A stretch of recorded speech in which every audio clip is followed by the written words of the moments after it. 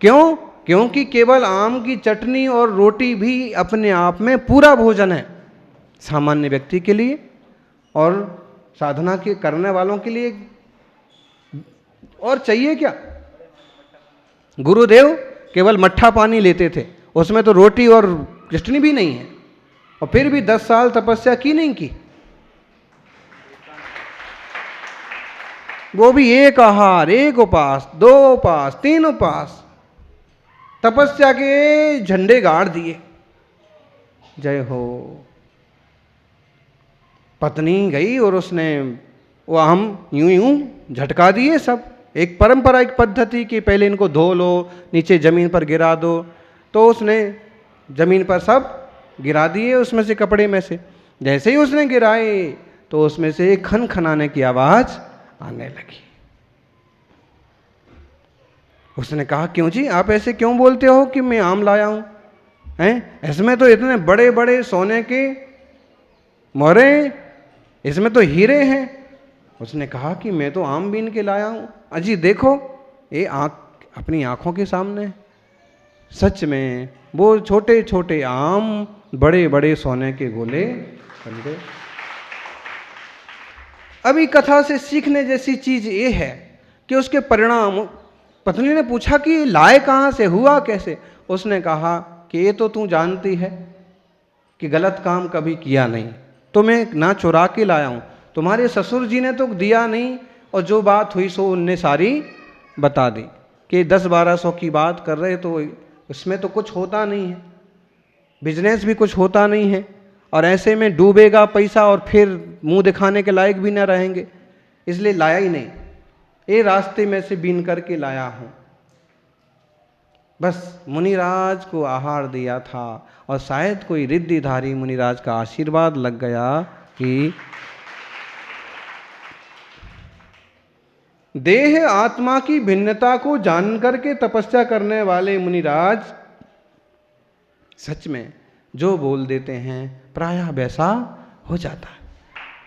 जिसके ऊपर कृपा दृष्टि बन जाती है उनका बेड़ा पार हो जाता है। कहां से आ रहा है पता नहीं पड़ता। कहां से आ रहा है? आता है वैसे ही आता है जैसे नारियल में पानी आ जाता है।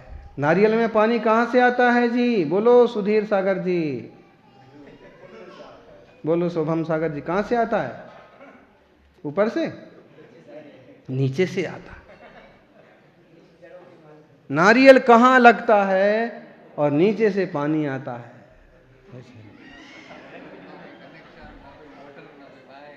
ना वायर, ना मोटर, ना कनेक्शन, ना कुछ नहीं, और पानी आता। कहां से आता है?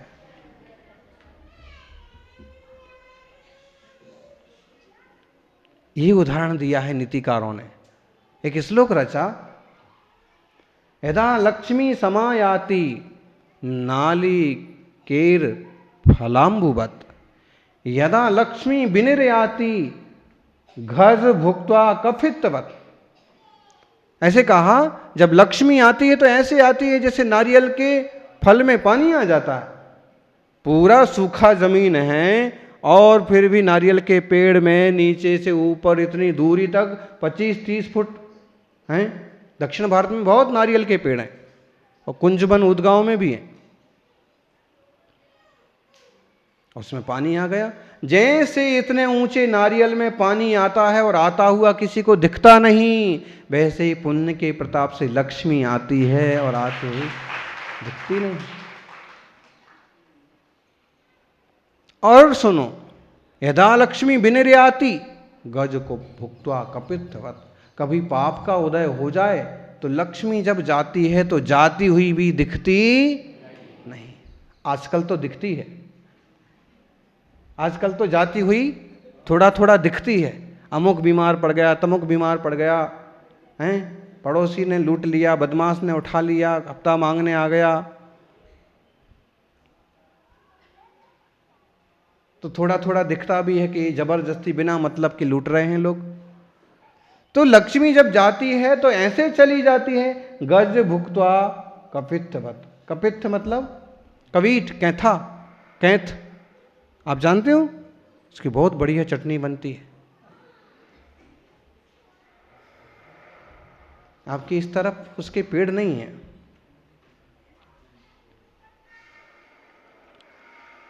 जैसा बिल्व फल होता है बेल, लगभग वैसे ही होता है कपित्थ। संस्कृत में कपित्थ बोलते हैं, देसी भाषा में कबीट, कैथा। तो ऐसे बोलते हैं कि हाथी को अगर वो खिला दिया जाए ना, पूरा का पूरा निगल जाता है हाथी। और जब हाथी शुद्धि करता है, शुद्धि करता है मतलब, अब शुद्धि तो बोलेंगे, अब वो शुद्धि मल विसर्जन करता है। ऐसा ऐसा कहते हैं नीतिकार कि जब हाथी मल विसर्जन करता है तो वो फल वैसा का वैसा पूरा बाहर निकल जाता है। वैसा का वैसा निकलने के बाद यदि उसको तौलो तो खाते समय यदि वो 200 ग्राम का था तो निकलने के बाद केवल 50 ग्राम का बचेगा, और फूटेगा नहीं,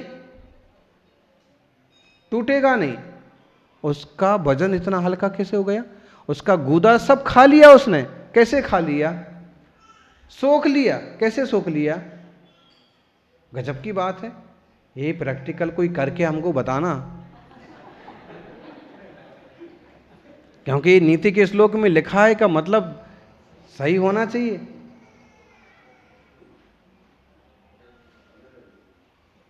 और ये उदाहरण दिया है कि पाप के उदय में लक्ष्मी ऐसे चली जाती है जैसे उस कबीट के भीतर का गूदा गायब हो गया और वो खोल यूं का यूं रह गया। इसलिए धन संपत्ति का सदुपयोग करना, यूं तो पापी के भी होते हैं लक्ष्मी,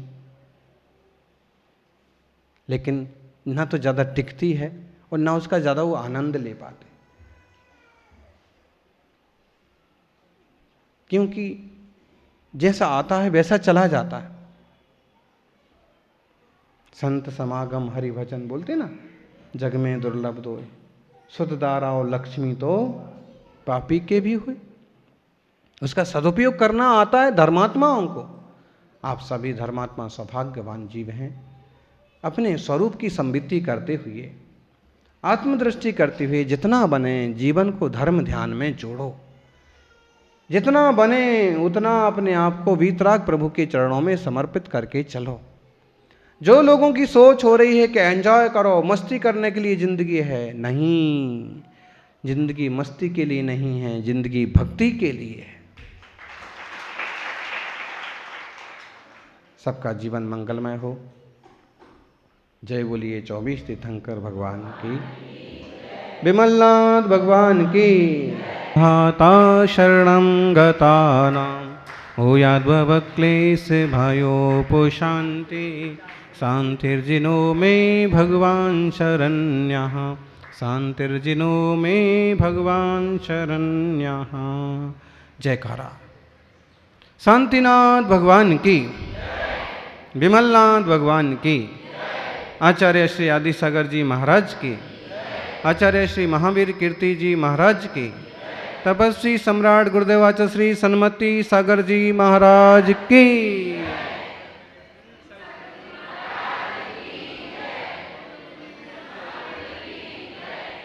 हे शांति प्रभु, हे शांति प्रभु, मेरे मन मंदिर में आओ। अघवर्ग विनाशन हेतु प्रभु, निज सौम्य शांति छवि दर्शाओ। कर्मों के बंधन कटते हैं, प्रभु नाम तुम्हारा। भव भोग शरीर विनश्वर, क्षण भंगुर लगते सपने से। नर जन्म सफल हो जाता है, आत्म स्वरूप में लीन हुआ भव सागर से तर जाता है, भव सागर से तर जाता है। कितनी सुंदर पंक्तियां हैं। मेरे मन मंदिर में आओ। जिसके बारे में अपन सोचते हैं, जिसका विचार करते हैं, वो अपने मन मंदिर में आता भी है। मेरे मन मंदिर में आओ। कहाँ तो सिद्ध दशा में विराजे हैं शांतिनाथ भगवान। कौन से तीर्थंकर हैं शांतिनाथ भगवान? 16वें तीर्थंकर, और जिनके नाम से शांति धारा निरंतर चलती है। 16वें तीर्थंकर शांतिनाथ स्वामी के लिए हमारा सबका निवेदन है कि मेरे मन मंदिर में आओ। अब बताओ, कहाँ सिद्धशिला और कहाँ सागवाड़ा? अब आने वाले हैं क्या? नहीं आने वाले हैं। वे आत्मा वापस आने वाले नहीं हैं। वे द्रव्य रूप से भले ना आए, लेकिन भाव रूप से तो हम अपने हृदय में उनको विराजमान कर ही लेंगे। भक्ति से तो विराजमान कर ही सकते। अग वर्ग विनाशन हेतु मेरे पापों का नाश हो, मेरे कष्टों का नाश हो, विकारों का नाश हो, इसलिए मेरे हृदय में पधारो। जिनका अपन चिंतन करते हैं प्राय करके, उनको वही सपने आते हैं। अगर आप किसी के बारे में सोचते हैं तो सपने में वो आ जाता है। दिन में कोई काम अधूरे रह गए हैं, कहो सपने में वो आ जाते हैं। जिंदगी में आप जो काम करते हैं, कई बार बुढ़ापे में वही सपने बन के आ जाते हैं। आप देख लो, अगर किसी के प्रति आपका आकर्षण हुआ है तो सपने में भी वही आने लगते हैं।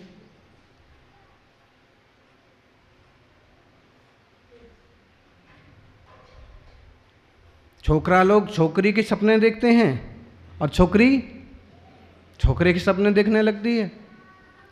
कब तक?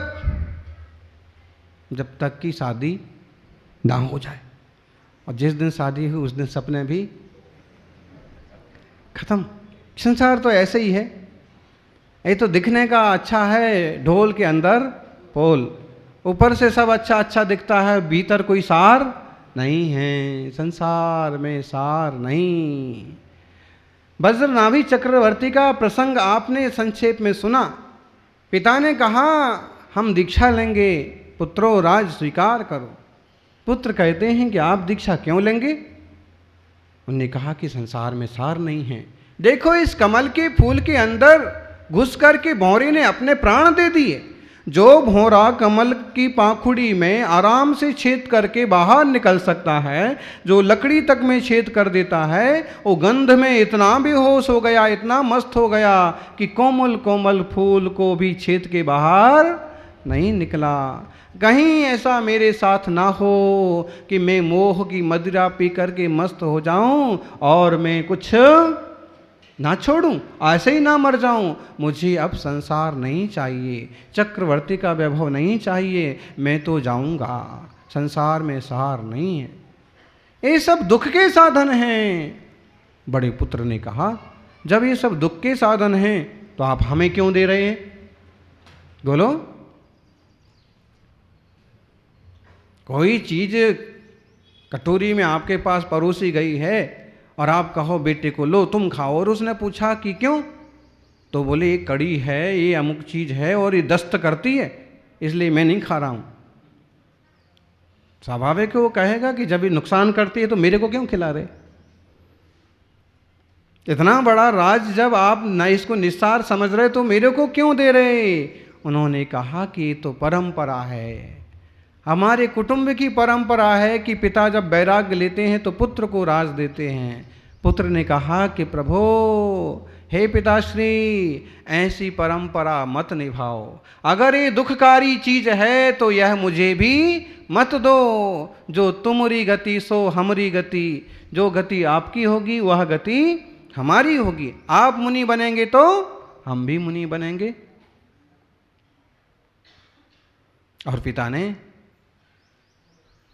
दूसरे पुत्र को कहा, तीसरे पुत्र को कहा, चौथे पुत्र को कहा, सब ऐसे ही मना करते गए और अंततः चक्रवर्ती को अपने पोते को राज दे करके संन्यास स्वीकार करना पड़ा, दीक्षा ली। कोई तैयार ही नहीं हुआ। समझ आ गई कि संसार में तो पोल ही पोल है, ढोल के भीतर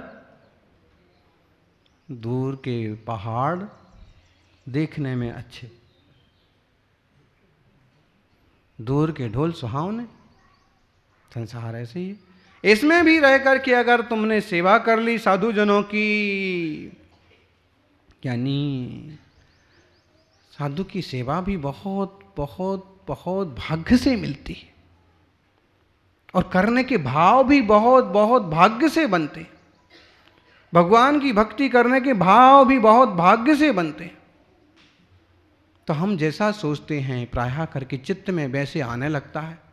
एक युवक सुबह सुबह आया और आज कहने लगा, महाराज जी कल मैं जल्दी, कल भी आया था, मैं कल 4 बजे सुबह आया था, 3:30 बजे। वो मैं ऐसे आ गया था जल्दी कि मेरे सपने में आप आ गए। मैंने उसको कहा कि मैं सपने में कैसे, मेरा मौन था, हमने कैसे आ गया सपने में? बोले सपने में आए, बस क्लिक हुआ, थोड़ा सा आप आए और आपने कहा कि ब्रश किया करो, है ब्रश किया करो। बस मेरी नींद खुल गई और मैं सीधा ब्रश करके यहाँ आ गया।